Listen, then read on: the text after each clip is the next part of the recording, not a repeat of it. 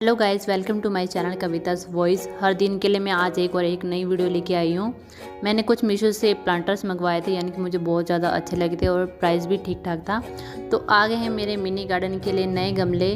देखिए, ये प्लास्टिक के हैं बट बहुत ज़्यादा अच्छे हैं, मतलब क्वालिटी भी बहुत ज़्यादा अच्छी है। मुझे बहुत ज़्यादा अच्छा लगा इनका डिज़ाइन भी। और मैं इनमें लगाऊंगी फूल वाले छोटे छोटे, यानी कि छोटे छोटे प्लांट, यानी कि बहुत ज़्यादा प्यारे लगेंगे, क्यूट से लगेंगे। मतलब एक छोटे से गार्डन की जो रौनक बनाएंगे, मतलब ये वो पॉट हैं, बहुत ज़्यादा अच्छे हैं और बहुत ज़्यादा सस्ते भी हो। और मैं इनका लिंक डिस्क्रिप्शन में दे रही हूँ, आप चाहे तो ऑर्डर भी कर सकते हैं, प्राइस भी ठीक है इनका। और आप सभी को मेरे मिनी गार्डन के लिए पॉट कैसे लगे हैं मुझे कमेंट करके ज़रूर बताएं। हर रोज़ एक नई वीडियो देखने के लिए मेरे चैनल को लाइक करें, शेयर करें, सब्सक्राइब